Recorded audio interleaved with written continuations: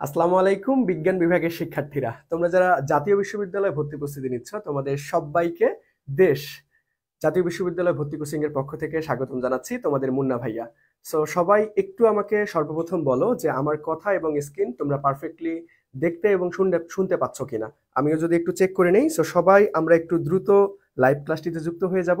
আজকের ক্লাসটা তোমাদের সবার জন্য অনেক গুরুত্বপূর্ণ হতে যাচ্ছে। আজকে মূলত আমরা পদার্থবিজ্ঞান প্রথম পত্রের নিউটনিয়ান বলবিদ্যা যেই অধ্যায়টা খুবই গুরুত্বপূর্ণ। তোমার যে কোনো ভর্তি প্রস্তুতিতে এই অধ্যায় থেকে মাস্ট প্রশ্ন আসবেই। ঠিক আছে, এই জন্য আমরা প্রথম ক্লাস যেহেতু আজকে আমাদের, এই জন্য আমরা একদম সব থেকে বেশি গুরুত্বপূর্ণ অধ্যায়টাই সিলেকশন করেছি, যাতে করে আমরা আলটিমেটলি যা পড়বো এখান থেকেই পরীক্ষায় কমন পেতে পারি।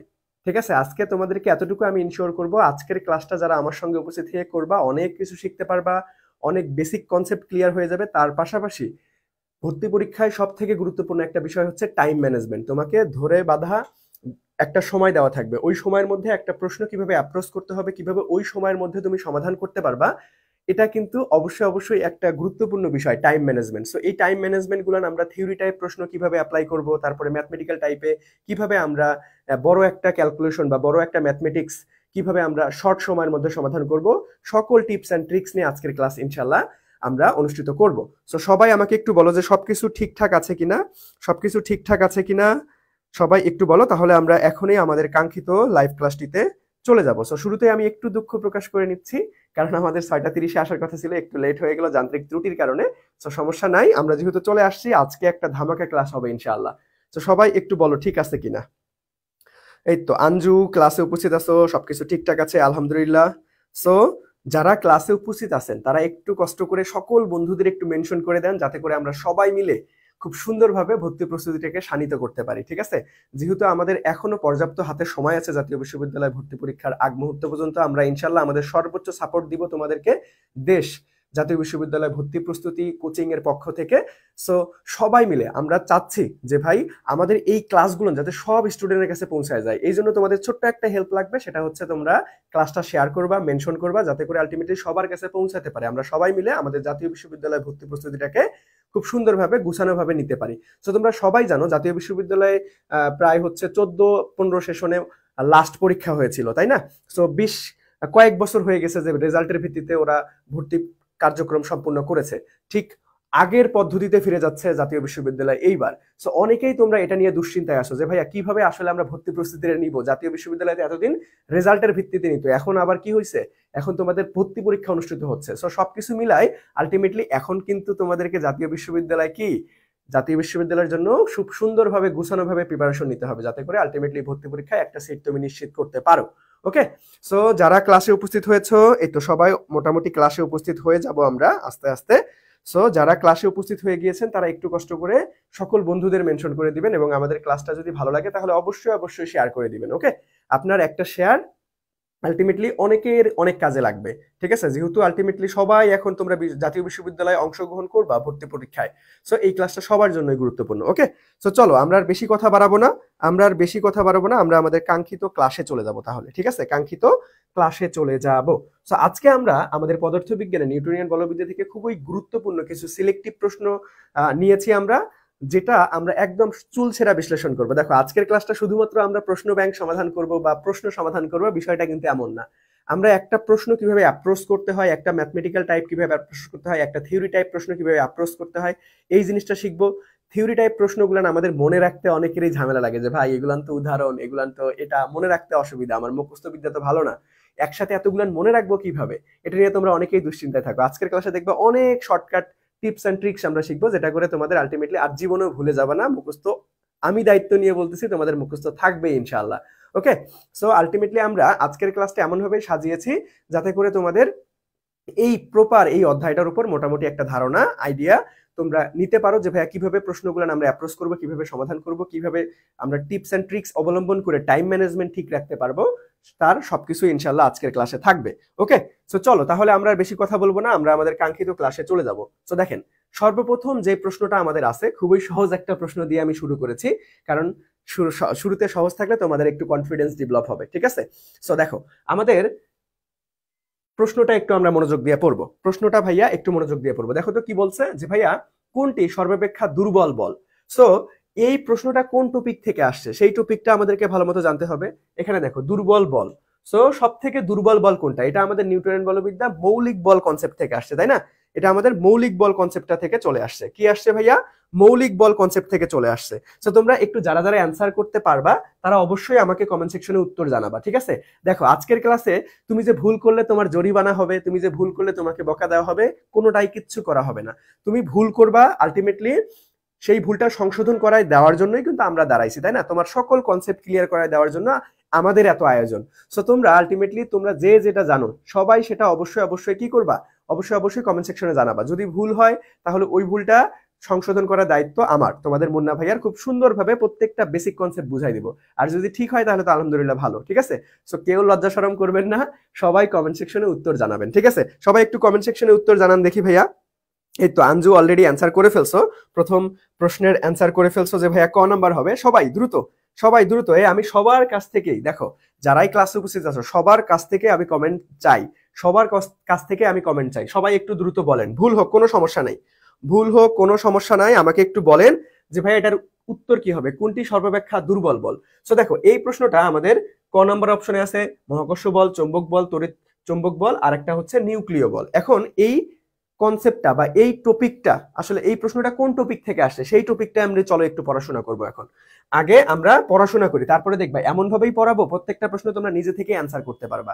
এমন ভাবেই তোমাদেরকে পড়াবো প্রত্যেকটা প্রশ্ন, আমি কথা দিচ্ছি তোমরা লাস্ট পর্যন্ত ক্লাসে থাকো, দেখবা তোমরা প্রত্যেকটা প্রশ্ন নিজেরাই অ্যান্সার করতে পারবা। আমি কোনোটারই অ্যান্সার করে দেবো না, তোমরা ইনশাল্লাহ পারবা, এতটুকু আমি তোমাদেরকে বলতেছি। তোমরা জাস্ট ক্লাসে শেষ পর্যন্ত মনোযোগ দিয়ে থাকো, ঠিক আছে? সো দেখেন, আমরা নিউটনের বলবিদ্যার খুবই গুরুত্বপূর্ণ একটা থিওরি টাইপ কনসেপ্ট, সেটা হচ্ছে আমাদের মৌলিক বল। সেটা কি ভাইয়া? সেটা হচ্ছে আমাদের মৌলিক বল। সো মৌলিক বলটা নিয়ে একটু কথাবার্তা বলবো। মৌলিক বল, ঠিক আছে? আমাদের কি ভাইয়া? মৌলিক বল। সো আমাকে একটু বলতে পারবেন কমেন্ট সেকশনে যে ভাই মৌলিক বল কত প্রকার, মৌলিক বল কত প্রকার, বা মৌলিক বল কয়টা আছে মোট? এটাও কিন্তু পরীক্ষায় আসে, এটাও পরীক্ষায় আসে যে ভাই মৌলিক বল কয়টা, মৌলিক বল কয়টা, মৌলিক বল কয়টা। সবাই একটু কমেন্ট সেকশনে আমাকে জানাতে দেখি ভাইয়া মৌলিক বল আসলে কয়টা, মৌলিক বল কয়টা। মৌলিক বল কিন্তু আমাদের চারটা। মোট মৌলিক বল কয়টা আছে ভাইয়া? চারটা। মোট মৌলিক বল চারটা। এটাও পরীক্ষায় আসতে পারে যে ভাইয়া কয়টা মৌলিক বল আছে আমাদের। মৌলিক বল মোট কয়টা আছে? মৌলিক বল হচ্ছে আমাদের চারটা। মৌলিক বল মোট কয়টা আছে ভাইয়া? মৌলিক বল আছে মোট চারটা। সেটা এক নাম্বারটা কি আমাদের? এক নাম্বারটা হচ্ছে মহাকর্ষ বল। এক নাম্বারটা হচ্ছে আমাদের কি ভাইয়া? মহাকর্ষ বল, মহাকর্ষ বল। দুই নাম্বারটা আমরা বলবো হচ্ছে তড়িৎ চৌম্বক বল, তড়িৎ চৌম্বক বল, তড়িৎ চৌম্বক বল, তড়িৎ চৌম্বক বল। তিন নাম্বারটা কি জানি আমরা যে ভাইয়া দুর্বল নিউক্লিয় বল, দুর্বল নিউক্লিয় বল, দুর্বল নিউক্লিয় বল, দুর্বল নিউক্লিয় বল। আর হচ্ছে লাস্ট ওয়ান আমাদের চার নাম্বারটা কি ভাইয়া? সবল নিউক্লিয় বল। কি ভাইয়া? সবল নিউক্লিয় বল, সবল নিউক্লিয় বল, ঠিক আছে? এই চারটা হচ্ছে আমাদের মৌলিক বল। এই চারটা কি ভাইয়া? এই চারটা হচ্ছে আমাদের মৌলিক বল। এখন কথা হচ্ছে যে ভাই মৌলিক বল এই কনসেপ্ট থেকে বা এই টপিক থেকে আমাদের কি কি পরীক্ষায় আসতে পারে, বা কোন কোন টপিক গুলো আমরা একটু ভালো মতো গুরুত্ব দিব, কোন টপিকটা আমরা ভালো মতো গুরুত্ব দেবো সেটা একটু তোমাদেরকে দেখাই দিই। দেখো কালার যদি বুঝতে অসুবিধা হয় তাহলে কিন্তু আমাকে বলবা যে ভাইয়া কালার দেখা যাচ্ছে না, তাহলে আমাকে বলবা, আমি কালার চেঞ্জ করে নিব। দেখো এই মৌলিক বল থেকে আমাদের কি কি পড়তে হবে। আমরা না বিশ্ববিদ্যালয় ভর্তি প্রস্তুতি বা জাতীয় বিশ্ববিদ্যালয় ভর্তি প্রস্তুতি আমরা নেওয়াটা শুরু করি কিভাবে? এলোমেলো ভাবে। সো এলোমেলো ভাবে পড়া যাবে না, তোমাকে জানতে হবে যে ভাই ভর্তি প্রস্তুতির জন্য কোন টপিকের কোন জিনিসটা গুরুত্বপূর্ণ, সেই জিনিসটা তোমাকে বারবার প্র্যাকটিস করতে হবে, সেই জিনিসটা বেশি ফোকাস দিয়ে পড়ালেখা করতে হবে। এখন আমরা এমন ভাবে পড়াশোনা শুরু করি কোন অধ্যায়ের কোন টপিক গুরুত্বপূর্ণ এইটাই জানি না। সো এটা কিন্তু মহা বিপদ। সো তোমাকে জানতে হবে, তোমাকে জানতে হবে যে ভাইয়া কোনটা গুরুত্বপূর্ণ কোনটা কম গুরুত্বপূর্ণ। এখন কথা হচ্ছে ভাই আমি তো একটা শিক্ষার্থী, আমি এখন কেমনে জানবো কোনটা গুরুত্বপূর্ণ কোনটা কম গুরুত্বপূর্ণ? আমার তো আলটিমেটলি জানা নাই, ঠিক আছে? সো এটার জন্যই তো আমরা আছি, তাই না? দেশের পক্ষ থেকে, অর্থাৎ আলটিমেটলি জাতীয় বিশ্ববিদ্যালয় ভর্তি প্রস্তুতি কোচিং দেশ, এর পক্ষ থেকে তো আমরা আছি। আমরা তোমাদেরকে প্রত্যেকটা অধ্যায়ের সকল টপিক একদম বেসিক থেকে অ্যাডভান্স পর্যন্ত জাতীয় বিশ্ববিদ্যালয়ের জন্য যতটুকু প্রয়োজন ততটুকু আয়োজন করবো ইনশাআল্লাহ। ওকে, তো দেখেন আমাদের এই মৌলিক বল থেকে কি কি পড়তে হবে। মৌলিক বল থেকে কয়েকটা জিনিস পড়তে হবে, আমি যে কয়েকটা তোমাদেরকে নোট করে দিব, এই কয়েকটা মাস তোমাকে জানতেই হবে, পড়তেই হবে, কারণ এইখান থেকে বারবার পরীক্ষায় প্রশ্ন আসে। দেখেন সর্বপ্রথম যে টপিকটা পড়বেন সেটা হচ্ছে কণা। কোন কণার পারস্পরিক বিনিময়ের কারণে আমাদের কোন বলটা উদ্ভূত হয়, কোন কণার পারস্পরিক বিনিময়ের কারণে কোন বল উদ্ভূত হয়, এটা আমাদেরকে অবশ্যই অবশ্যই জানতে হবে। তারপরে আসেন, তারপরে যে টপিকটা গুরুত্বপূর্ণ আমাদের সেটা হচ্ছে আমাদের উদাহরণ। উদাহরণ অবশ্যই অবশ্যই লাগবে, উদাহরণ ভাইয়া অবশ্যই অবশ্যই লাগবে। এই দুইটা টপিক খুবই খুবই খুবই গুরুত্বপূর্ণ, যে ভাইয়া কোন কণার পারস্পরিক বিনিময়ের কারণে হয়, আবার উদাহরণ কোন বলের উদাহরণ কোনটা। আবার আরেকটা জিনিস আছে আমাদের যে ভাইয়া সবলতার ক্রম, কি ভাইয়া, সবলতার ক্রম, সবলতার ক্রম, অর্থাৎ আলটিমেটলি কোনটা সব থেকে শক্তিশালী বল, কোনটা সব থেকে কম শক্তিশালী বল, এগুলো আমাদেরকে জানতে হবে। এই তিনটা টপিক ভাই আমাদেরকে মাস্ট জানতেই হবে। এই তিনটা টপিক কি আমাদেরকে মাস্ট জানতেই হবে, মানে জানতেই হবে, এটা অবশ্যই ফরজে আইন, ঠিক আছে। তুমি যেখানেই পরীক্ষা দিতে যাও না কেন, তোমাকে অবশ্যই এই কয়েকটা টপিক, এই মৌলিক বল থেকে এই কয়েকটা টপিক জানতেই হবে। সো চলো আমরা ক্রমান্বয়ে দেখে আসবো। সবার আগে আমাদের যেহেতু প্রথম প্রশ্নটা ছিল কি ভাইয়া, যে কোনটা সর্বাপেক্ষা দুর্বল বল, অর্থাৎ আমাদের মৌলিক বল থেকে কিন্তু আসে। দেখো মহাকর্ষ বল, তড়িৎচুম্বক বল, নিউক্লিয় বল, এগুলো কার উদাহরণ? এগুলো কিন্তু মৌলিক বলের উদাহরণ। এখন এই মৌলিক বলের মধ্যে কোনটা সব থেকে শক্তিশালী বল, কোনটা সব থেকে কম শক্তিশালী বল, এটা তোমাকে জানতে হবে। এখন এটা চলো আমরা একটু জেনে আসি যে সর্বপ্রথম আমাদের সবলতার ক্রমটা, কি ভাইয়া, সবলতার ক্রমটা, অর্থাৎ কোনটা সব থেকে শক্তিশালী এবং কোনটা সব থেকে কম শক্তিশালী, এটা আমরা একটু জানবো, ঠিক আছে। সবলতার ক্রমটা আগে ভাইয়া একটু দেখবো। তো সব থেকে শক্তিশালী বল, নামের সাথে কাজের মিল আছে, একটু কমেন্ট সেকশনে আমাকে জানাও দেখি যে সব থেকে শক্তিশালী বল কোনটা। এই চারটা বলের মধ্যে দেখো আমি কিন্তু তোমাদেরকে একটু আগেই সুন্দর মতো নোট করাই দিছি যে ভাইয়া আমাদের মৌলিক বল কয়টা, চারটা। মহাকর্ষ বল, তারপরে হচ্ছে আমাদের দুর্বল নিউক্লিয় বল, আমাদের তড়িৎচুম্বক বল, সবল নিউক্লিয় বল। এটার মধ্যে সব থেকে শক্তিশালী বল কোনটা আমাকে একটু কমেন্ট সেকশনে জানাও দেখি ভাইয়ারা। সব থেকে শক্তিশালী বল কোনটা, এটার মধ্যে সব থেকে শক্তিশালী বল কোনটা? এটার মধ্যে সব থেকে শক্তিশালী বল আমি একটু আগেই তোমাদেরকে হিন্টস দিয়েছি, সেটা কি, ভাইয়া, সেটা হচ্ছে নামের সাথে কাজের মিল আছে, অর্থাৎ সবল নিউক্লিয় বল সব থেকে শক্তিশালী বল। সবল মানে কি রে ভাইয়া? আমরা বলি না আরে এই ছেলেটা তো আলটিমেটলি সবল, একদম খুব সুন্দর, সবল সুস্থ আছে, তার মানে ওর শক্তিশালী দেহকে আমরা বুঝাচ্ছি, তাই না? সো আলটিমেটলি সবল নিউক্লিয় বল, নামের সাথে কাজের মিল আছে। দেখো আমরা এইভাবে টেকনিক্যালি মনে রাখবো যে নামের সাথে কাজের মিল আছে, সবল নিউক্লিয় বল হচ্ছে সব থেকে শক্তিশালী বল। তারপরে কোন বলটা আসে? তারপরে হচ্ছে ভাইয়া তড়িৎচুম্বক বল। তারপরে কোন আসে বল আছে? তড়িৎচুম্বক বল। তারপরে কোন বল আসে? তড়িৎচুম্বক বল। তারপরে কোন বল আসে? তড়িৎচুম্বক বল। তারপরে আমাদের আসে হচ্ছে দুর্বল নিউক্লিয় বল। অনেকেই এই জায়গায় আমরা ভুল করি, সব থেকে কম শক্তিশালী বল হচ্ছে দুর্বল নিউক্লিয় বল বসাই দেই, নামের সাথে কাজের মিল আছে। ভাই এটার তো নামই দুর্বল, তার মানে এটাই হয়তো সব থেকে কম শক্তিশালী। না, আমাদের সব থেকে কম শক্তিশালী দুর্বল নিউক্লিয় বল না ভাইয়া, এখানে কিন্তু নামের সাথে কাজের মিল নাই, বাট এইখানে আমাদের প্রথমটাতে কিন্তু নামের সাথে কাজের মিল আছে। ওকে, সো আমাদের সব থেকে দুর্বল বল হচ্ছে মহাকর্ষ বল, এখন মহাকর্ষ বলের যদি আমি তোমাকে সংজ্ঞাটা দেই, মহাকর্ষ বল কি জিনিস আসলে ভাই? পৃথিবীর মধ্যে যে কোনো দুইটা বস্তুর আকর্ষণ বলটাই হচ্ছে মহাকর্ষ বল। দেখো তুমি এবং তোমার আশেপাশের যে মানুষগুলো আছে না, তোমার আলটিমেটলি সবার সাথেই কিন্তু একটা আকর্ষণ বল কাজ করে। এই মহাকর্ষ বলটা খুবই নগণ্য, এটা অনুভব করা যায় না, ধরা যায় না, ছোঁয়া যায় না, কিচ্ছু করা যায় না, ঠিক আছে। সব থেকে কোন বলটা কম শক্তিশালী বা একদম সব থেকে কম শক্তিশালী বল কোনটা? সেটা হচ্ছে মহাকর্ষ বল। সো আমাদের এখানে প্রশ্নটা কি ছিল দেখো তো ভাইয়া, কোনটি সর্বাপেক্ষা দুর্বল বল? তাহলে সর্বাপেক্ষা দুর্বল বল কোনটা হবে তাহলে আমাদের রাইট অ্যান্সার?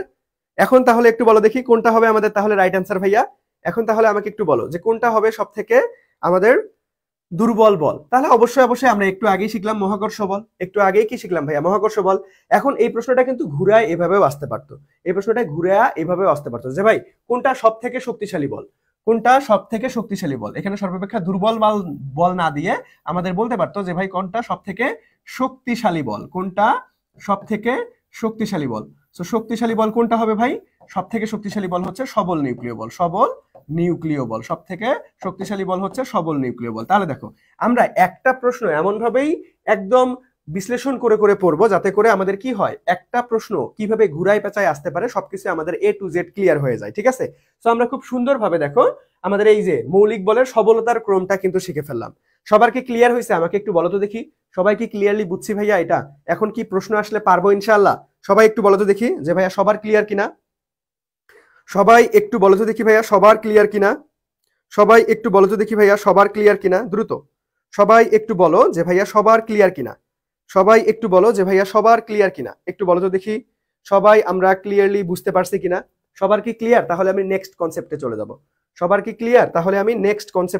সবাই একটু বলো তো দেখি ভাইয়ারা, দ্রুত সবাই একটু বলো যে ক্লিয়ার কিনা। তাহলে দেখো আমরা যদি নেক্সটে যাই, দেখো নেক্সট প্রশ্নটা কি আছে, যে বিটা ক্ষয় হয় কোন বলের কারণে। দেখো এখন কিন্তু উদাহরণ থেকে প্রশ্ন আসছে, উদাহরণ।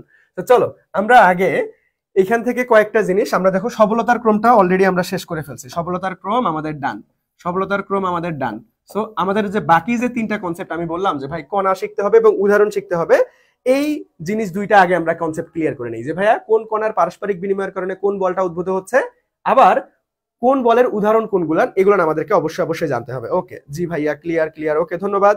তো চলো তাহলে আমরা এখন কোন বল কোন পারস্পরিক কণার বিনিময়ের কারণে হয় সেটা একটু শিখবো, ঠিক আছে?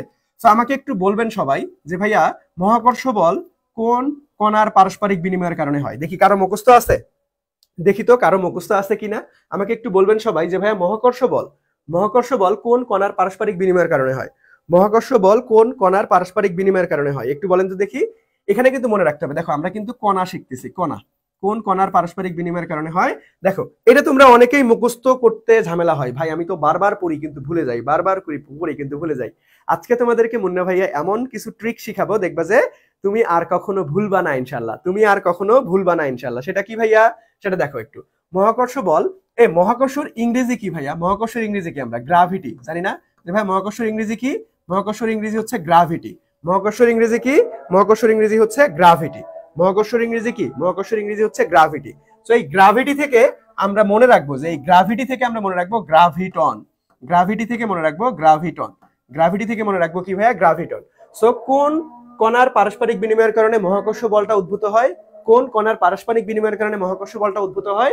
সেটা হচ্ছে গ্রাভিটন কণা। সেটা কি ভাইয়া? গ্রাভিটন। সেটা কি ভাইয়া? গ্রাভিটন। এভাবে পড়লে কি আরো ভুলে যাবা? আর কখনো কিন্তু ভুলবা না ইনশাল্লাহ, আর কখনো কিন্তু ভুলবা না। দেখো মহাকর্ষের ইংরেজি তো সবাই জানি আমরা ভাই, গ্রাভিটি। গ্রাভিটি থেকে গ্রাভিটন, গ্রাভিটি থেকে গ্রাভিটন। তাহলে আমাদের প্রথমটা কিন্তু ক্লিয়ার। এখন তড়িৎ চুম্বক বল ভাই, যেখানে তোমরা তড়িৎ দেখবা, যেখানেই তোমরা তড়িৎ দেখবা তুমি সুন্দরভাবে সেখানে ফোটন দাগাই দিবা। ফোটন, তড়িৎ মানেই ফোটন। এটা তো আলটিমেটলি শর্টকাট ট্রিক্স জানার দরকার নাই বা প্রয়োজনও হয় না। তো আমরা তড়িৎ যেখানে দেখবো ফোটন দাগাই দেবো। তড়িৎ মানেই ফোটন, তড়িৎ মানেই ফোটন, তড়িৎ মানেই ফোটন। ওকে, তারপরে আসো দুর্বল নিউক্লিয় বল। এই দুর্বলের, দেখো দুর্বলের আমরা কিভাবে মনে রাখবো? এই দুর্বলের ব থেকে না, এই যে দুর্বলের ব আছে না, এই ব থেকে কয়টা জিনিস মনে রাখবো? দুইটা জিনিস মনে রাখবো। কয়টা? দুইটা জিনিস। এক নাম্বারটা দেখো, দুর্বলের ব থেকে দুইটা জিনিস আমরা মনে রাখবো। দুর্বলের ব থেকে দুইটা জিনিস আমরা মনে রাখতে পারবো। সেটা কি কি ভাইয়া? দুর্বলের ব থেকে একটা হচ্ছে বোসন। কোন কণার পারস্পরিক বিনিময়ের কারণে হয়? বোসন কণার পারস্পরিক বিনিময়ের কারণে হয়। কোন কণার পারস্পরিক বিনিময়ের কারণে দুর্বল নিউক্লিয় বল উদ্ভূত হয় ভাইয়া? সেটা হচ্ছে আমাদের বোসন। আর একটা জিনিস শিখবো, সেটা হচ্ছে আমাদের উদাহরণ মনে থাকবে। ব থেকে দুর্বলের ব আছে না, দেখো সবকিছু আজকে এমন ভাবে শিখাবো আজকের পর আর তুমি কখনোই ভুলে যাবা না ইনশাল্লাহ। জাস্ট খালি মনোযোগ দিয়ে কথাটা শোনো। তো দেখো আমাদের এখান থেকে আমরা এই ব থেকে আমরা মনে রাখবো যে ভাই বিটা ক্ষয়, বিটা ক্ষয়। এখন তোমাকে যদি বলে যে ভাই বিটা ক্ষয় কোন বলের জন্য দায়ী, বিটা ক্ষয় কোন বলের জন্য দায়ী, সেটা হচ্ছে দুর্বল নিউক্লিয় বল। দেখো দুর্বলের ব থেকে কয়টা জিনিস মনে রাখলাম? দুর্বলের ব থেকে দুইটা জিনিস মনে রাখলাম। দুর্বলের ব থেকে দুইটা জিনিস মনে রাখলাম, সেটা হচ্ছে বোসন আর একটা হচ্ছে বিটা ক্ষয়। এই কণাটা হচ্ছে বোসন, বোসন কণার বিনিময়ের কারণে আমাদের দুর্বল নিউক্লিয় বল উদ্ভূত হয়। আবার একটা উদাহরণও মনে রাখলাম, সেটা হচ্ছে বিটা ক্ষয়। উদাহরণও মনে রাখলাম, সেটা হচ্ছে ভাইয়া বিটা ক্ষয়। উদাহরণও মনে রাখলাম, সেটা হচ্ছে বিটা ক্ষয়। এখন দেখো এই প্রশ্নটা না আরো ঘুরায় পেঁচায় আসতে পারে। এই প্রশ্নটা কি করতে পারে? আরেকটু ঘুরায় পেঁচায় আসতে পারে। এই প্রশ্নটা কি করতে পারে ভাইয়া? আরেকটু ঘুরায় পেঁচায় আসতে পারে। সেটা কি ভাইয়া? দেখো সেটা কি ভাইয়া, একটু দেখো তো, সেটা একটু দেখো। সেটা কি ভাইয়া? যে ভাইয়া বিটা ক্ষয় কখন হয় বলো তো দেখি, বিটা ক্ষয় কখন হয়? প্রশ্ন এইভাবে ঘুরায় আসতে পারে। বিটা ক্ষয় কখন হয়? বিটা একটা আলটিমেটলি ধরো একটা তেজস্ক্রিয় বিক্রিয়া থেকে বিটা কি এমনি এমনি ক্ষয় হয় বা বিটা কি এমনি এমনি চলে যায়? না, যখন আমাদের তেজস্ক্রিয় ভাঙ্গন সংঘটিত হয় তখনই কিন্তু বিটা ক্ষয় হয়। তার মানে আমরা এটাকে তেজস্ক্রিয় ভাঙ্গনও বলতে পারবো। কি বলতে পারবো ভাইয়া? তেজস্ক্রিয় ভাঙ্গন। কি বলতে পারবো ভাইয়া? তেজস্ক্রিয় ভাঙ্গন। কি বলতে পারবো রে? তেজস্ক্রিয় ভাঙ্গন। তোমাকে যদি বলে যে ভাই তেজস্ক্রিয় ভাঙ্গন কোন বলের জন্য দায়ী, সেটাও হবে দুর্বল নিউক্লিয় বল। কারণ বিটা ক্ষয় কখন হয়? যখন তেজস্ক্রিয় ভাঙ্গন হয়। তেজস্ক্রিয় ভাঙ্গনের ফলেই তো বিটা ক্ষয় হয়, তাই না? বুঝা গেছে সবার? সো চলেন, সবাই বুঝছি? সো চলেন, আর একটা থাকলো, সেটা হচ্ছে সবল নিউক্লিয় বল। এই সবলের এই যে দন্ত স আছে না ভাইয়া, সবলের কি আছে? দন্ত স আছে না, সবলের দন্ত স আছে না। দেখেন এই দন্ত স দিয়ে আমরা মনে রাখবো, দন্ত স। এই দন্ত স্বর মাথাটা যদি আমরা ঘুরাই দেই তাহলে কি ম হয়ে যাচ্ছে না? দন্ত স্বর যদি মাথাটা ঘুরাই দেই ভাইয়া, দন্ত স্বর যদি মাথাটা ঘুরাই দেয় তাহলে ম হয়ে যাচ্ছে না? এই ম থেকে মনে রাখবো আমরা মেসন। ম থেকে আমরা মেসন মনে রাখবো, ম থেকে মেসন, অথবা এটাকে গ্লুয়নও বলা হয়। গ্লুয়ন, মেসন বা গ্লুয়ন, মেসন বা গ্লুয়ন। সো দেখো আমরা প্রত্যেকটা মৌলিক বলের কোন কণার জন্য আমাদের হচ্ছে কোন বলটা উদ্ভূত হচ্ছে আমরা কিন্তু খুব সহজেই শিখে ফেললাম। কোন কণার জন্য কোন বল উদ্ভূত হচ্ছে আমরা কিন্তু খুব সহজেই শিখে ফেললাম। সেটা কি ভাইয়া? মহাকর্ষ বল, গ্রাভিটি। মহাকর্ষ ইংরেজি গ্রাভিটি, গ্রাভিটি থেকে গ্রাভিটন। তড়িৎচুম্বক বল, তড়িৎ মানেই ফোটন দাগাই দিব। আবার দুর্বলের ব থেকে দুইটা জিনিস মনে রাখবো, একটা হচ্ছে বোসন আর একটা হচ্ছে বিটা ক্ষয়। এটা একটা উদাহরণ মনে রাখলাম, কিন্তু বিটা ক্ষয় কখন হয়? যখন তেজস্ক্রিয় ভাঙ্গন হয়। তারপরে আসো যে ভাই সবল নিউক্লিয় বল। এই সবল, দেখো এখানে কিন্তু কথাটার মাঝেই উত্তর লুকায়িত অবস্থায় আছে। কথাটার মাঝেই কি ভাইয়া? উত্তর লুকায়িত অবস্থায় আছে। তার মানে দেখেন সবলের এই দন্তস্বর মাথাটা ঘুরাই দিছি, তাহলে দন্তস্বর থেকে ম হয়ে গেল, ম থেকে মেসন অথবা এটাকে গ্লুঅনও বলা হয়। সবাই একটু বলেন তো দেখি ক্লিয়ার কিনা ভাইয়া? সবাই একটু বলেন যে ভাই আমরা কি ক্লিয়ারলি বুঝছি? সবাই একটু বলেন তো দেখি, সবাই আমরা ক্লিয়ারলি বুঝতে পারলাম কিনা? ভাইয়া বোসন নাকি মোসন? বোসন, বোসন দেখো বোসন তো একটা জিনিস, বোসন তো একটা জিনিস, ঠিক আছে? বোসন, বোসন হচ্ছে আমাদের হচ্ছে দুর্বল নিউক্লিয় বল। বোসন হচ্ছে আমাদের দুর্বল নিউক্লিয় বল। আর মেসন বা এটাকে গ্লুঅনও বলা হয়, এটা হচ্ছে সবল নিউক্লিয় বলের বেলায়, ঠিক আছে? এটা হচ্ছে বোসন একটা আর একটা হচ্ছে মেসন একটা, ঠিক আছে? বুঝতে পারছি ভাইয়ারা? একটু বলেন। তাহলে দেখেন আমাদের যে প্রশ্নটা ছিল, এখন দেখি আপনারা উত্তর করতে পারেন কিনা। আপনারা উত্তর করতে পারেন কিনা? আমাদের প্রশ্নটা কোথায় ছিল জানি? ওকে, তো চলো এখন বলেন তো দেখি এই প্রশ্নটার উত্তর কি হবে। বিটা ক্ষয় কোন বলের কারণে হয়? বিটা ক্ষয় হয় কোন বলের কারণে? একটু উত্তর করেন দেখি ভাইয়া। বিটা ক্ষয় হয় কোন বলের কারণে? বিটা ক্ষয় হয় কোন বলের কারণে? একটু উত্তর করেন দেখি ভাইয়া। বিটা ক্ষয় হয় কোন বলের কারণে? দেখি পারেন কিনা। বিটা ক্ষয় হয় কোন বলের কারণে?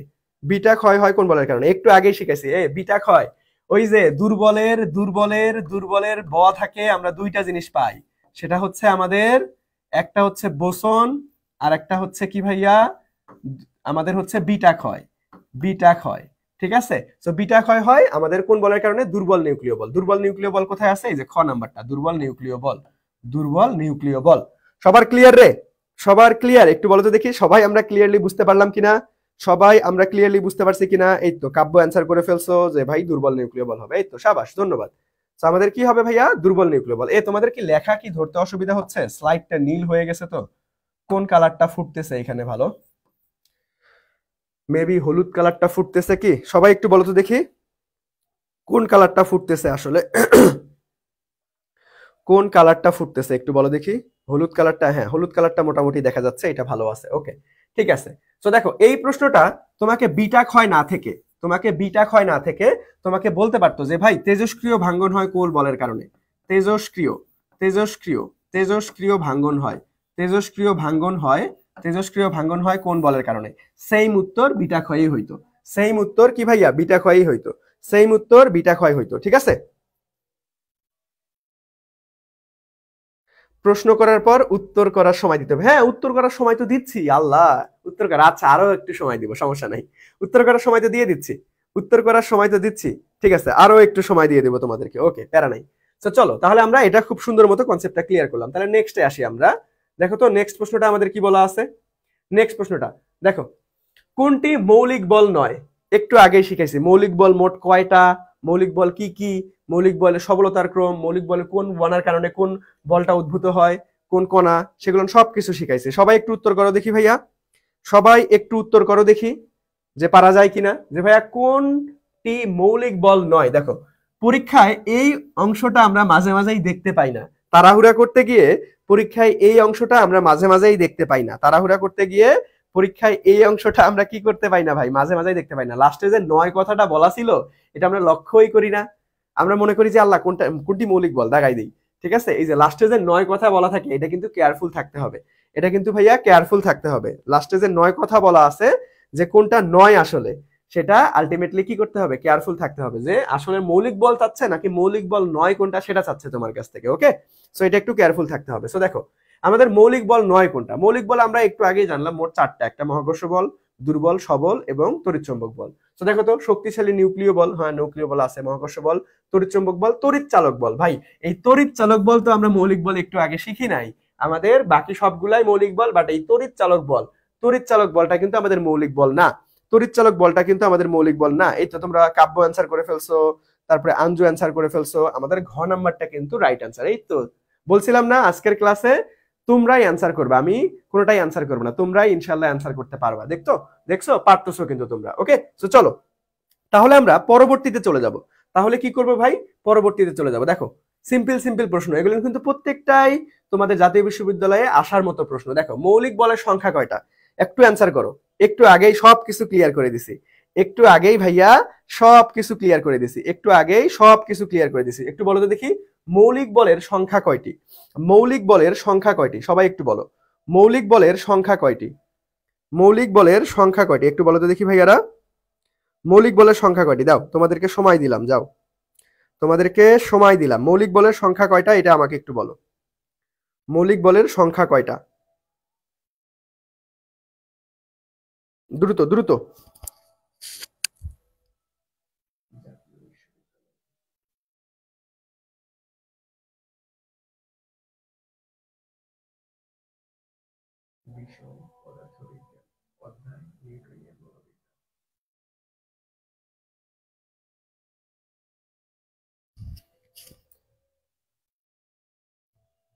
সবাই একটু দ্রুত উত্তর করো, আমি সবার কাছ থেকে উত্তর চাই এটা।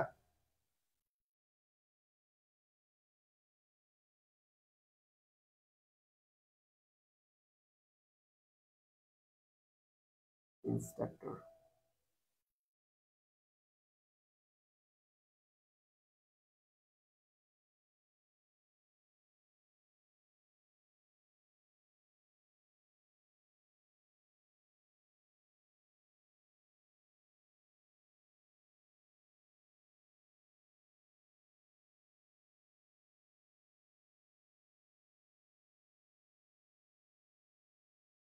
দেখি তো সবাই উত্তর দিছেন, সবাই উত্তর দিয়েছেন। ওকে ওকে, কয়টা কয়টা কয়টা? এই তো সবাই পারছো, সবাই পারছো। চারটা চারটা চারটা, একটু আগেই তোমাদেরকে ক্লিয়ার করে দিছি কিন্তু। তাহলে আমাদের কোনটা হবে ভাইয়া? চারটা, অর্থাৎ খ নাম্বারটা রাইট অ্যান্সার। দেখছো সবাই পারছো, ধন্যবাদ সবাইকে। কে কে অ্যান্সার করছো দেখি? এই যে কাব্য অ্যান্সার করছো, আঞ্জু অ্যান্সার করছো, তোহা অ্যান্সার করছো, মিম অ্যান্সার করছো, হাবিবুর অ্যান্সার করছো। সবাইকেই অনেক অনেক ধন্যবাদ, সবাইকেই অনেক অনেক ধন্যবাদ। তো চলো তাহলে আমরা পরবর্তীতে চলে যাব ভাইয়া, পরবর্তী কোশ্চেনে চলে যাব। পরবর্তী কোশ্চেনটা আমাদের কি বলা আছে একটু দেখি আমরা। পরবর্তী কোশ্চেনটা কি বলা আছে দেখো, কোনটি সংরক্ষণশীল বল নয়? দেখছো কোনটি সংরক্ষণশীল বল নয়? দেখো নিউটনিয়ান বলবিদ্যা যেহেতু অধ্যায়ের নাম, তার মানে তোমাকে বল নিয়ে সকল কনসেপ্ট ক্লিয়ার রাখতে হবে, সকল কনসেপ্ট ক্লিয়ার রাখতে হবে। সো চলো আমরা বলের ক্লাসিফিকেশনটা শিখি। বল বিভিন্ন ভাবে ক্লাসিফিকেশন করা যায়। সো বলকে আমরা সাধারণভাবে দুই ভাগে ভাগ করতে পারবো। বলকে সাধারণভাবে কয় ভাগে ভাগ করতে পারবো ভাইয়া? দুই ভাগে ভাগ করতে পারবো। বলকে সাধারণভাবে কয় ভাগে ভাগ করতে পারবো? দুই ভাবে। একটা হচ্ছে আমাদের সংরক্ষণশীল বল, সংরক্ষণশীল বল, সংরক্ষণশীল বল। একটা হচ্ছে কি ভাইয়া? সংরক্ষণশীল বল। আর একটা হচ্ছে অসংরক্ষণশীল বল, অসংরক্ষণশীল বল, অসংরক্ষণশীল বল। একটা হচ্ছে সংরক্ষণশীল আর একটা হচ্ছে অসংরক্ষণশীল। একটা সংরক্ষণশীল আর একটা হচ্ছে অসংরক্ষণশীল। এখন এই সংরক্ষণশীল বলের আবার অপর নাম আছে। সংরক্ষণশীল বলের অপর নাম হচ্ছে অস্পর্শ বল, অস্পর্শ বল, অস্পর্শ বল। আর অসংরক্ষণশীল বলের অপর নাম হচ্ছে স্পর্শ বল। তো তোমাকে পরীক্ষার প্রশ্নে এরকম আসতে পারে যে ভাই নিচের কোনটি সংরক্ষণশীল বলের উদাহরণ, অথবা নিচের কোনটি অস্পর্শ বলের উদাহরণ। এখন সংরক্ষণশীল এবং অস্পর্শ যে একই জিনিস এটা তোমাকে ভালো মতো জানতে হবে। সংরক্ষণশীল, সংরক্ষণশীল এবং অস্পর্শ যে একই জিনিস ভাইয়া, সংরক্ষণশীল এবং অস্পর্শ যে একই জিনিস এটা তোমাকে সুন্দর মতো ক্লিয়ার রাখতে হবে। এটা তোমাকে ভাইয়া কি সুন্দর মতো ক্লিয়ার রাখতে হবে। এখন কথা হচ্ছে পরীক্ষার হলে এটা কিন্তু তোমরা ভুলে যাইতে পারো। আমি জানি এটা ম্যাক্সিমাম স্টুডেন্ট কি করে, পরীক্ষার হলে ভুলে যায় যে ভাই আল্লাহ কি জানি পড়ছিলাম, সংরক্ষণশীল বলের অপর নাম কি জানি, স্পর্শ না অস্পর্শ ভুলে গেছে। তো চলো তোমাদের একটা মজার ঘটনা বলি বা মজার একটা স্টোরি বলি, যেটাতে তুমি আলটিমেটলি আর জীবনেও কখনো ভুল করবে না। এখান থেকে তুমি আর কখনোই ভুল হবে না। সেটা কি ভাইয়া? চলো একটা উদাহরণ। সবাই তো চিড়িয়াখানায় গেছো তাই না? ছোটবেলায় বা বড় বেলায় যে কোনো বেলায় তোমরা হচ্ছে চিড়িয়াখানায় গেছো তাই না? চিড়িয়াখানায় কি হয়, বাঘ ভাল্লুক প্রাণীগুলাকে সংরক্ষণ করে রাখা হয়। অর্থাৎ বাঘ ভাল্লুক কিন্তু আমাদের জন্য ক্ষতিকর, আলটিমেটলি আমাদের জন্য আক্রমণাত্মক। সো আমরা এখানে খোলা পরিবেশে যদি আমরাও সামনে পড়ি তাহলে আমাদেরকে খেয়ে ফেলবে কিন্তু। তাহলে যেই প্রাণীটাকে আমরা সংরক্ষণ করে রাখতেছি সেটা দেখো অনেক সিকিউরিটির মধ্যে থাকে, একটা খাঁচার ঘরের মধ্যে থাকে, আবার ওই খাঁচা থেকে আমাদের একটা ডিস্টেন্স থাকে, ওইখানে আবার একটা গ্রিল দেওয়া থাকে। আমরা অনেক দূর থেকে ওই বাঘটাকে বা সিংহটাকে দেখতে হচ্ছে তাই না? তার মানে এখান থেকে কি বুঝতেছি আমরা, যেই প্রাণীটাকে আমরা সংরক্ষণ করে রাখতেছি, যেই প্রাণীটাকে আমরা সংরক্ষণ করে রাখতেছি ওটা কিন্তু আমাদের অনেক দূর থেকে দেখতে হচ্ছে, এটাকে আমরা ধরতে পারতেছি না, স্পর্শ করতে পারতেছি না তাই না? তাকে, তার মানে এখান থেকে আমরা কি মনে রাখবো এভাবে, যেটাকে আমরা সংরক্ষণ করতেছি সেটাকে আমরা ধরতে পারতেছি না, অস্পর্শ থেকে যাচ্ছে। তাহলে দেখেন আমাদের সংরক্ষণশীল বলের অপর নাম কি ভাই? অস্পর্শ। আর কি কখনো ভুলে যাবেন? আর কি কখনো ভুলে যাবেন? আর কি কখনো ভুলে যাবেন আপনারা? কনসেপ্টটা ক্লিয়ার সবার? একটু বলেন তো দেখি, একটু বলেন যে ভাই আর কি কখনো ভোলার সম্ভাবনা আছে যে ভাই সংরক্ষণশীলের অপর নাম অস্পর্শ? আর কি কখনো ভুলে যাবেন? আর ইনশাআল্লাহ কখনোই ভুলবেন না। আর ইনশাআল্লাহ কখনোই কিন্তু ভুলবেন না। আর ইনশাআল্লাহ কখনোই ভুলবেন না। তাহলে দেখেন আমরা মনে রাখবো, যদি কখনো ভুলে যাই তাহলে চিড়িয়াখানার কথা মনে করব। চিড়িয়াখানার কথা মনে করলে আমাদের আর কোনো সমস্যা থাকবে না। তো চলো তাহলে এখন আমরা এখান থেকে উদাহরণগুলো মনে করি যে ভাই অস্পর্শ বলের উদাহরণ কোনটা আর স্পর্শ বলের উদাহরণ কোনটা। স্পর্শ বলের দেখেন পাশাপাশি যখন দুইটা জিনিসের উদাহরণ মনে রাখবেন, সেটা হোক ভেক্টর অধ্যায় থেকে ভেক্টর রাশি কোনটা স্কেলার রাশি কোনটা, এটা কিন্তু আপনারা মনে রাখেন। সো পাশাপাশি যখন দুইটা জিনিসের উদাহরণ মনে রাখবো তখন একটা ট্রিপস মনে রাখবো। সেটা কি ভাইয়া? সেটা হচ্ছে যেটার উদাহরণ কম বা যেটার উদাহরণ আমরা শর্টকাটে মনে রাখতে পারবো ছন্দের মাধ্যমে, সেটা মনে রাখবো। যে কোনো একটার উদাহরণ মনে রাখবো, আর এগুলান বাদ দিয়ে যা থাকবে সেটাই হচ্ছে পরেরটার উদাহরণ।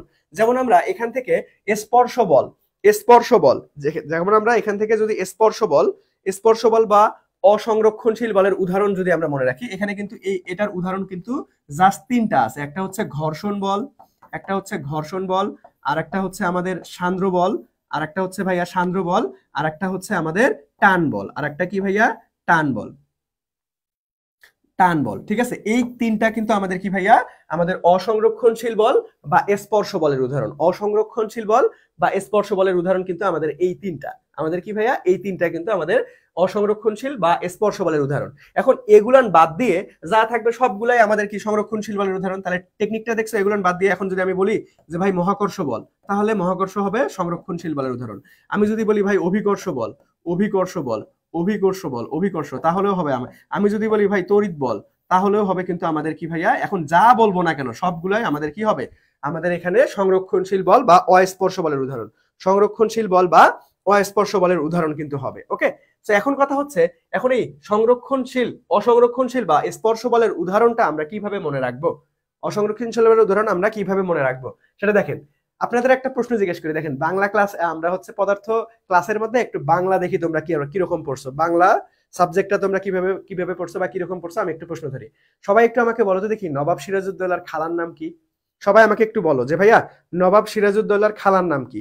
নবাব সিরাজউদ্দৌলার খালার নাম কি? একটু বলো তো দেখি, নবাব সিরাজউদ্দৌলার খালার নাম কি? একটু বলো তো দেখি আমাকে যে ভাইয়া নবাব সিরাজউদ্দৌলার খালার নামটা কি আসলে? নবাব সিরাজউদ্দৌলার খালার নাম কি? একটু বলো তো দেখি, নবাব সিরাজউদ্দৌলার খালার নাম কি? নবাব সিরাজউদ্দৌলার খালার নাম কিন্তু আমরা সবাই জানি যে ভাইয়া ঘসেটি বেগম। কি ভাইয়া? ঘসেটি বেগম। সো এই ঘসেটি দ্বারা আমরা খুব সুন্দর মতো অসংরক্ষণশীল বল বা স্পর্শ বলের উদাহরণগুলো কিন্তু মনে রাখতে পারবো ঘসেটি বেগম দ্বারা। কেমনে?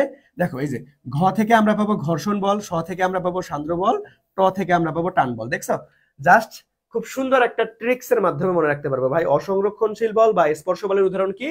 ঘসেটি বেগম। ঘসেটি বেগম দ্বারা আমরা কি মনে রাখবো? ঘর্ষণ বল, সান্দ্র বল, টান বল। প্রত্যেকটা ওয়ার্ড, এই ওয়ার্ডের প্রত্যেকটা অক্ষরকে আমরা প্রত্যেকটা উদাহরণ হিসেবে মনে রাখতে পারবো। সবার ক্লিয়ার? সবার ক্লিয়ার? সো চলো যদি আমরা এই প্রশ্নটাতে যাই, এই প্রশ্নটা কি ছিল দেখি একটু, যে নিচের কোনটা সংরক্ষণশীল বল নয়? নিচের কোনটা সংরক্ষণশীল বল নয়? একটু উত্তর করো দেখি ভাইয়া, নিচের কোনটা সংরক্ষণশীল বল নয়? এখন তোমরা পারা উচিত। সংরক্ষণশীল বল নয়, তাহলে দেখো একটু আগে উদাহরণ পড়লাম যে ভাই সংরক্ষণশীল নয় মানে কি ভাই? অসংরক্ষণ বুঝাচ্ছে। অসংরক্ষণের উদাহরণ কিভাবে মনে রাখলাম?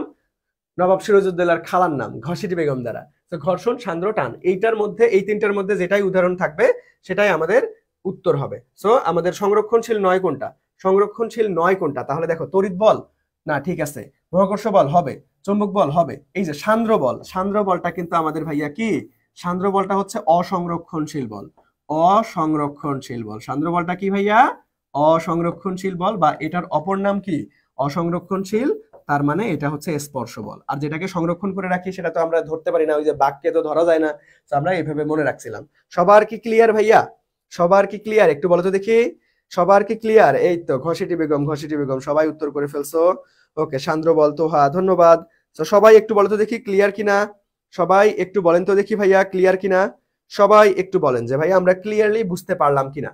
সবার ক্লিয়ার? এখন তোমরা পারবা যে কোনো যদি আসে ভাই নিচের কোনটা সংরক্ষণশীল বলের উদাহরণ, বা নিচের কোনটা অস্পর্শ বলের উদাহরণ, বা নিচের কোনটা অসংরক্ষণশীল বলের উদাহরণ, বা নিচের কোনটা স্পর্শ বলের উদাহরণ, এখন কি পারবা না তোমরা? একটু বলো যে ভাইয়া পারা যাবে। এই তো কাব্য বলছো ডান।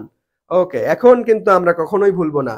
যদি ভুলে যাই কখনো তাহলে ভাইয়ার ছন্দের কথা মনে করবা যে ভাইয়া ঘসেটি বেগম দ্বারা শিখাইছিল, আবার চিড়িয়াখানার গল্প শুনাইছিল যে সংরক্ষণ যেটাকে করি সেটাকে ধরতে পারি না, সংরক্ষণের অপর নাম অস্পর্শ বল। এভাবে মনে করবা, আর ইনশাল্লাহ কখনোই ভুলবা না। ইনশাল্লাহ এভাবে পড়লে দেখো তোমাকে কিন্তু একটু স্মার্টলি পড়তে হবে। তোমার বিশ্ববিদ্যালয় ভর্তি প্রস্তুতি বা জাতীয় বিশ্ববিদ্যালয় ভর্তি প্রস্তুতি যেখানেই প্রতিযোগিতামূলক পরীক্ষা হয় সেখানে কিন্তু তোমার আলটিমেটলি শুধুমাত্র পড়লেই হয় না, তোমাকে জানতে হবে কোনটা কিভাবে পড়তে হবে, কিভাবে পড়লে আমার সব থেকে দীর্ঘস্থায়ী মাথার মধ্যে থাকবে সেভাবে তোমাকে পড়তে হবে। একটু স্মার্টলি হার্ডওয়ার্ক করলে হবে এবং ওই হার্ডওয়ার্কের পাশাপাশি তোমাকে স্মার্টলি ওয়ার্কও করতে হবে। ওকে, সবার ক্লিয়ার? সো চলো, ওকে, ক্লিয়ার, ওকে, ধন্যবাদ। সো চলো নেক্সটে যাবো আমরা। নেক্সটে চলো, দেখো নেক্সটে মহাকর্ষ বলের বাহক কোনটা, এইটা পারতে হবে ভাই, আমি শুরুতেই ক্লিয়ার করে দিছি তোমাদেরকে। সবাই একটু উত্তর করেন, মহাকর্ষ বলের বাহক কোনটা? মহাকর্ষ বলের বাহক কোনটা? সবাই একটু উত্তর করেন দেখি ভাইয়া, মহাকর্ষ বলের বাহক কোনটা, অর্থাৎ কোন কণার বিনিময়ের কারণে মহাকর্ষ বল উদ্ভূত হয়?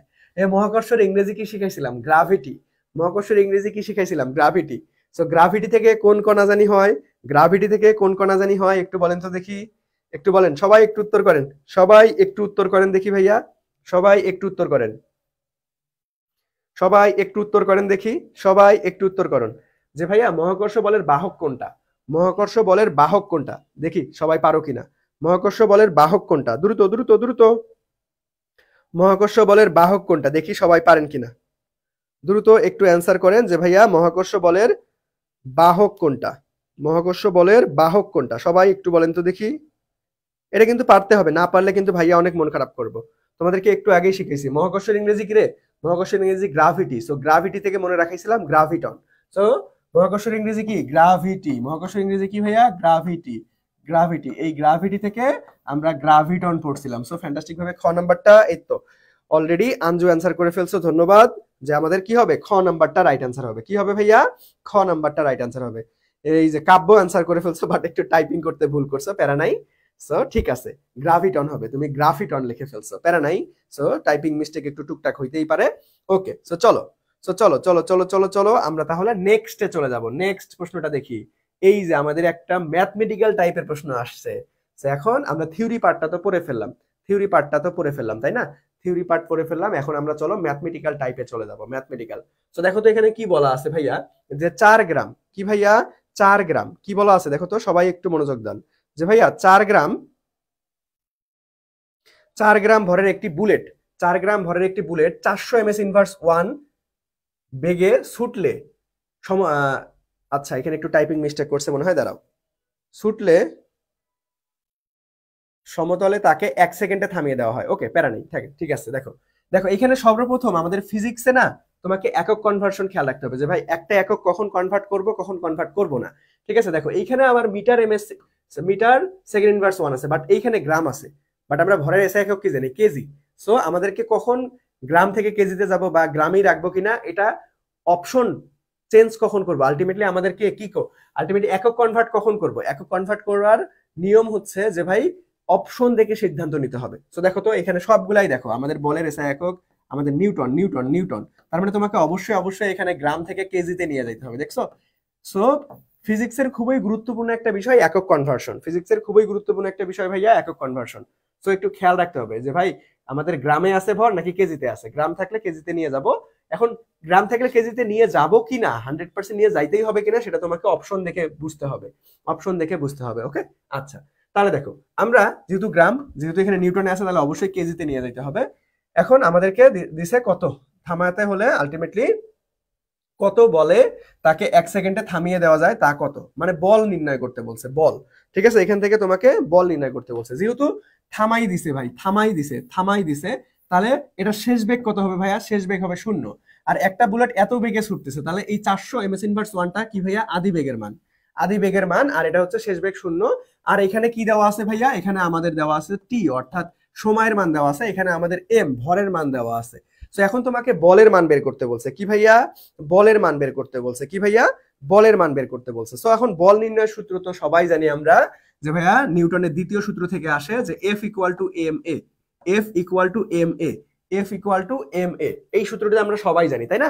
এখন এইখানে দেখো, এখানে একটা বিষয় খেয়াল রাখতে হবে, যে ভাই এই ভরটা না কখনো ঝামেলা করে না, ভর তো চেঞ্জ হয় না, ভর তো আলটিমেটলি ফিক্স থাকে প্রশ্নের মধ্যে। ভর চেঞ্জ হলে অন্য ফর্মুলা আছে, সেটাতে আজকে আমরা যাব না।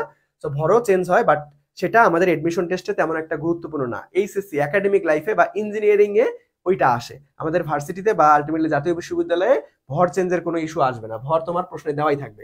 আমাদের ঝামেলাটা লাগে এই যে ত্বরণ, এটা কি ভাই, এ মানে কি ত্বরণ বুঝায় না? এই ত্বরণের বেশ কয়েকটা সূত্র আছে, এখন কখন কোন সূত্র ইউজ করব। তো ত্বরণ নির্ণয়ের কি কি সূত্র আছে চলো সেটা আগে দেখে নেই।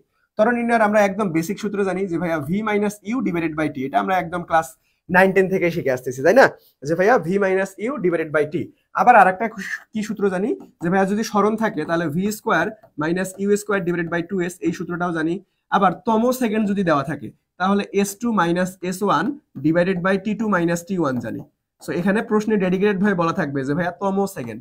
যদি এই প্রশ্নে দেখো এখানে সেকেন্ডের মান কত দেওয়া আছে, 1 সেকেন্ড না, তোমাকে যদি বলতো 3তম সেকেন্ড, দেখো 1 সেকেন্ড আর 3তম সেকেন্ড, 1 সেকেন্ড দেখো এই যে এই 1 সেকেন্ড, 1 সেকেন্ড, এই 1 সেকেন্ড, দেখো এই 1 সেকেন্ড এবং আমাদের হচ্ছে যদি বলতাম যে ভাই 1তম সেকেন্ড, অর্থাৎ 1তম সেকেন্ড, এই দুটো কিন্তু আলাদা। তম সেকেন্ড আর জাস্ট এক্সাক্ট সময় যদি দেওয়া থাকে এই দুটো আলাদা। সো আলটিমেটলি তম সেকেন্ড দেওয়া থাকলে আমরা ত্বরণ নির্ণয়ের সূত্র কি, s2 minus s1 divided by t2 minus t1, ঠিক আছে? সো এটা মনে রাখতে হবে। আবার দেখো আমাদের যদি আদিবেগ শূন্য থাকে তাহলে আমাদের আরেকটা সূত্র জানি 2s divided by t square, এটাও কিন্তু আমাদের ত্বরণ নির্ণয়ের সূত্র। এটা কই থেকে পাইছি জানো?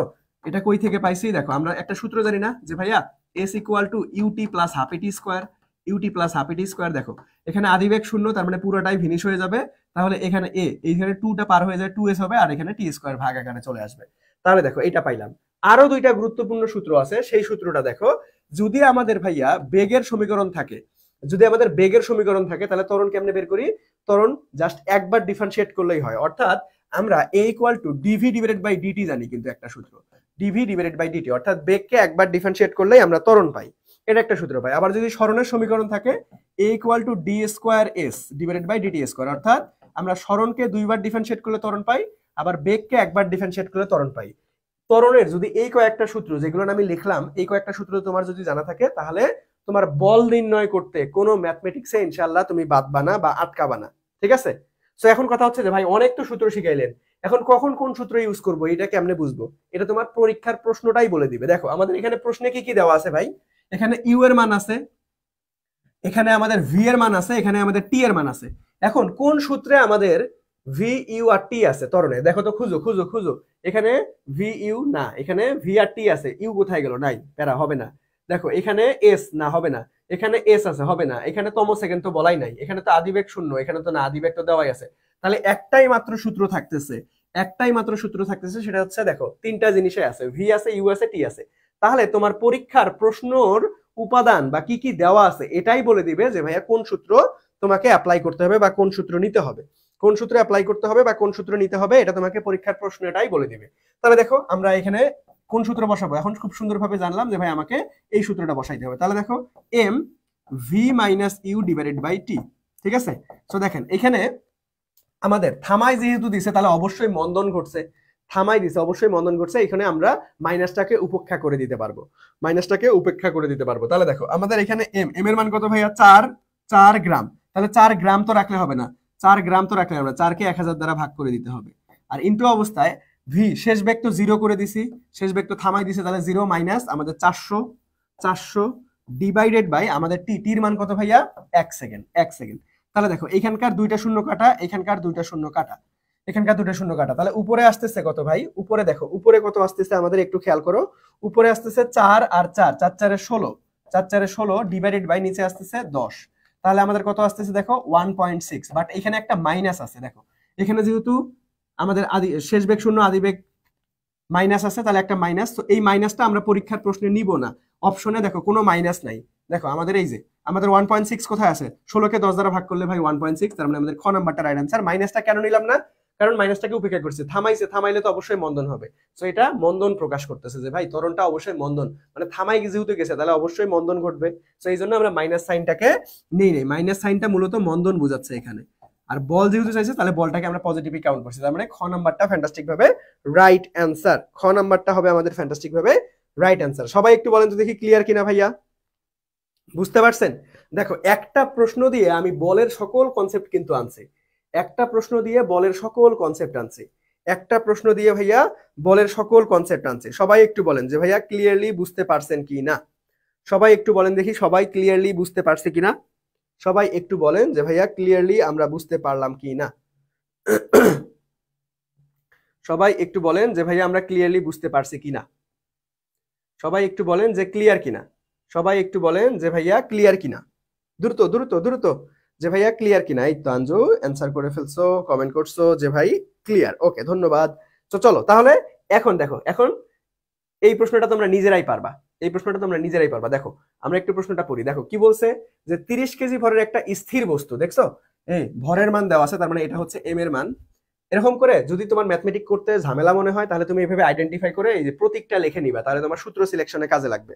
তো দেখো একটা স্থির বস্তু মানে কি ভাই, আদিবেগ কত? আদিবেগ 0। পরীক্ষার প্রশ্ন ভালো মতো মনোযোগ দিয়ে পড়তে হবে। বেগ 2 মিনিটে, 2 মিনিট, তাহলে দেখো ভাই মিনিট, এটা টি এর মান দেওয়া আছে, 2 মিনিটে বৃদ্ধি করে 36 কিলোমিটার পার আওয়ার, দেখছো? তার মানে এটা শেষ বেগ। ভি এর মান দেওয়া আছে 36 কিলোমিটার। এখানে একটা ঝামেলা করে রাখছে যে ভাই কিলোমিটার পার আওয়ারে আছে, বাট সবগুলো অপশন দেখো নিউটন নিউটন নিউটন। এখানে কোথাও কিলো নিউটন নাই, কিন্তু যদি কিলো নিউটন থাকতো তাহলে কিলোমিটার পার আওয়ারই বসাই দিতাম। যেহেতু খালি নিউটন আছে, তাহলে অবশ্যই অবশ্যই আমাকে একক কনভার্ট করে এমএস ইনভার্স 1 এ নিয়ে যেতে হবে। অবশ্যই অবশ্যই একক কনভার্ট করে কি করতে হবে, এমএস ইনভার্স 1 এ নিয়ে যাইতে হবে আমাকে। ওকে, আচ্ছা মনোযোগ দিয়ে আগে প্রশ্নটা পড়ি, পরে নিয়ে যাচ্ছি আমরা। এখন উন্নত করার জন্য বস্তুটির উপর কত বল প্রয়োগ করতে হবে? ভাই বল নির্ণয়ের একটাই সূত্র, সেটা হচ্ছে F equal to M A. এই ছোট্ট একটা সূত্র দিয়ে সকল ম্যাথমেটিক্স সমাধান হয়। ঝামেলা লাগে এই যে এ মহাশয়কে নিয়ে, যে ভাই এর তো অনেক কয়টা সূত্র আছে, এখন কখন কোন সূত্র ইউজ করব এটা দেখি। প্রশ্নে কি কি উপাদান দেওয়া আছে, প্রশ্ন অনুযায়ী আমাদেরকে ওইখানে সূত্র বসাইতে হবে। সো প্রশ্নে আমাদের আদি বেগ আছে, শেষ বেগ আছে, সময় আছে। অ্যাগেইন কোন সূত্র হবে, একটু অ্যান্সার করো দেখি ভাইয়া, একটু অ্যান্সার করো। অ্যাগেইন কোন সূত্র হবে আমাদের, অ্যাগেইন কোন সূত্র হবে? একটু চেষ্টা করেন দেখি পারা যায় কিনা, একটু চেষ্টা করেন দেখি ভাইয়া পারা যায় কিনা। এগেইন তাহলে কোন সূত্র হবে আমাদের? ওই সেম সূত্র, যে ভাই আমাদের কোন সূত্রে এ ভি আর টি আছে, v minus u divided by t. এই সূত্র তো আমরা 9-10 থেকে শিখে আসছি। বাট এইখানে একটা ঝামেলা আছে, সেটা হচ্ছে ভাই এখানে কিলোমিটার পার আওয়ার আছে। এখন কিলোমিটার পার আওয়ারকে মিটার পার সেকেন্ডে তোমাকে নিয়ে যেতে হবে। কিলোমিটার পার আওয়ারকে মিটার পার সেকেন্ডে নিয়ে যেতে হবে। এখন এটা কেমনে নিয়ে যাব ভাই? আমরা ছোটবেলায় এমন করতাম যে ভাই যেটা দেওয়া আছে, ধরো 36 দেওয়া আছে, এটাকে 1000 দ্বারা গুণ করতাম, 3600 দ্বারা ভাগ করতাম, তাই না? এটা করলে আমাদের মিটার পার সেকেন্ড হয়ে যায়। এটা আমরা একদম ছোটবেলা থেকেই শিখে আসছি। এটা কি ভাইয়া একদম ছোটবেলা থেকেই শিখে আসছি। বাট এই প্রসেসটা ঠিক আছে, বাট এটা কিন্তু লঙ্গার ভার্সন।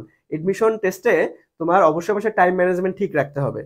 একটা প্রশ্ন কত কম সময়ের মধ্যে উত্তর করা যায়, এটা তোমাকে প্রথম থেকেই মাথার মধ্যে গেঁথে নিতে হবে। সো এই বড় প্রসেসটা না দিয়ে আমি একটা তোমাকে খুবই সহজ একটা টেকনিক শিখাই দিই। তোমাকে কিলোমিটার পার আওয়ার থেকে, kilometre per hour, kilometre per hour থেকে যদি কখনো মিটার পার সেকেন্ডে কনভার্ট করতে বলে, তাহলে তুমি শুধু 3.6 দ্বারা ভাগ করে দিবা। 3.6 দ্বারা ভাগ, তাহলেই মিটার পার সেকেন্ডে হয়ে যাবে। 3.6 দ্বারা ভাগ করলে মিটার পার সেকেন্ডে হয়ে যাবে। তাহলে দেখো এখানে কত ছিল, 36।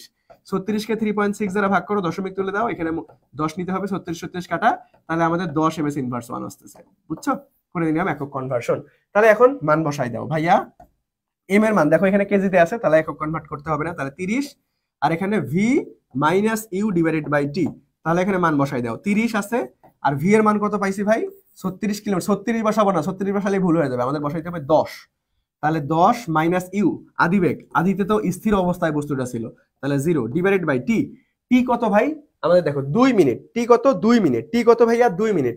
দেখো এই আঞ্জু, এই তো, হ্যাঁ হ্যাঁ, আমি জানতাম তোমরা এটাই কমেন্ট করবা, যে ভাই 1000 দ্বারা গুণন 3600 দ্বারা ভাগ। এমনি আর করবো না, এটা অনেক বড় প্রসেস, দরকার নাই। তোমরা জাস্ট খালি 3.6 দ্বারা করবা। এখন দেখো টি, টি কত ছিল ভাই? 2 মিনিট। দেখছো এই যে 2 মিনিট। সো ভাই মিনিট তো রাখলে চলবে না, তোমাকে একক কনভার্ট করতে হবে, সেকেন্ডে নিয়ে যেতে হবে। তাহলে আমাদের 2 মিনিটকে সেকেন্ডে নিয়ে গেলে 60 দ্বারা গুণ করে দিতে হবে। এখন জাস্ট এটাকে ক্যালকুলেশন করো ভাই। সো এখানে দেখো এই শূন্য কাটা, এই শূন্য কাটা, তারপরে আমরা কি করতে পারি দেখো তো। আমাদের হচ্ছে এইখানে আছে কত? 2, তার মানে এখানে আসছে 15 দুগুণ 30 বলতে পারি, 15 15 দুগুণ 30, তাহলে উপরে আসতেছে 15, নিচে আসতেছে 6। তাহলে 6 দ্বারা 15 কে ভাগ করো, তাহলে 6 কে 6, 6 দুগুণ 12, তাহলে আমাদের আসতেছে 12, 3 আসতেছে, একটা দশমিক নাও, 0 নাও, তাহলে আমাদের কত? 5 6 30, তার মানে 2.5। 2.5 হচ্ছে আমাদের রাইট অ্যান্সার। সো 2.5 কোথায় আছে রে? 2.5 কোথায় আছে ভাইয়া? একটু বলেন তো দেখি 2.5 কোথায় আছে? এই তো, ফ্যান্টাস্টিক ভাবে আমাদের খ নাম্বারটা রাইট অ্যান্সার, 2.5। 2.5 সবার ক্লিয়ার? সবাই ক্লিয়ারলি বুঝছেন কিনা বলেন?